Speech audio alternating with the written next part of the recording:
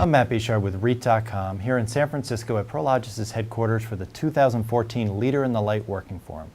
Joining me today is Marla Thalheimer, Director of Sustainability with Liberty Property Trust. Marla, thanks so much for joining us again. Thank you, my pleasure. Now, we've talked before about the REIT industry's evolution in the area of sustainability and all the strides that have been made. But what do you think has been the biggest surprise to you in this area? To me, the biggest surprise, I mean, you're right. I mean, we have this meeting, and year after year, it's really exciting and interesting to see all of the things that the REITs are doing and the progress that we're all making. I do think to me, one of the biggest surprises is that we're still having a disconnect between tenant and landlord. And I hear from other industries that there's tenants out there that say, they can't find their landlord that's interested in sustainability. And we're definitely starting to see more tenants ask.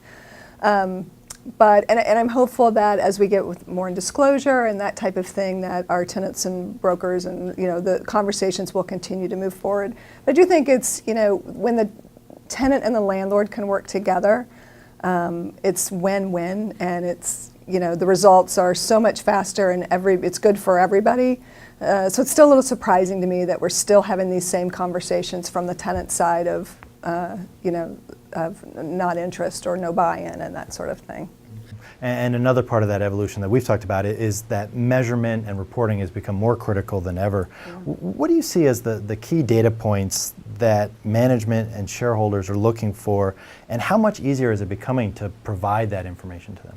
I think, it's hard to say. I mean, there's a couple of obvious key data, but the overall answer to that is, we just want to create value to the assets, right? I mean, what shareholders and management are interested in are, a building that's, making money. So it's how can we add value to that conversation, right? Now, of course, there's the easy ones like, we saving the tenants this much in operating expenses and, this much rent increase. Maybe, in some instances, and maybe not in other instances, but, that's sort of like a direct metric. But I do think that it's also becoming a part, it's a list and a criteria of things. So we have seen higher occupancy in LEED buildings and Energy Star buildings, but it's really difficult to say that as a metric that there is a direct line, because that building is sustainable, it's, that's why that tenant is in it. But I think it's part of many factors. We want to have the best buildings in the market. So to do that, we're going to have, extraordinary customer service. And we want to have a highly efficient building. We want it to be sustainable because we want it to be good for the people. And all of that sort of wraps in a whole, list of things that does create, a valuable asset.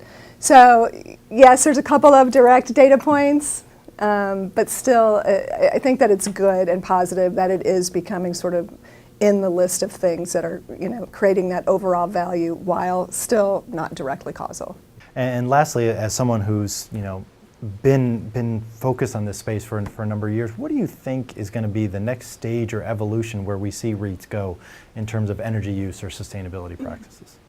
I think we're seeing, it's something we're starting to see now, and it'll be really interesting to see, like, say, in the next 5 years, sort of where this is going to take us. This whole conversation around data and technology and smart buildings, and we've done a little bit of piloting of some, technology, and I think we're going to see a lot more of that. But I think the interesting thing about it is, the technology is moving quickly, as it does, right?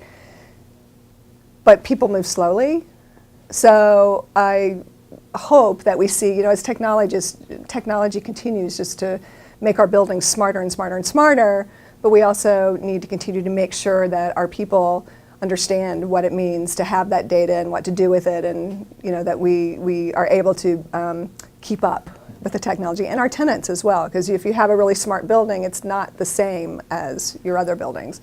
The people are in it might need to, the occupants might need to do things just a little bit differently. And so I think it's got an adjustment, but it'll be really interesting to see where that takes us and where the whole data and technology road takes us in the next 5 years. I think it's kind of exciting. Well, Marla, thank you so much for joining us today. Thank you. For more on this and other real estate news and analysis, be sure to visit REIT.com.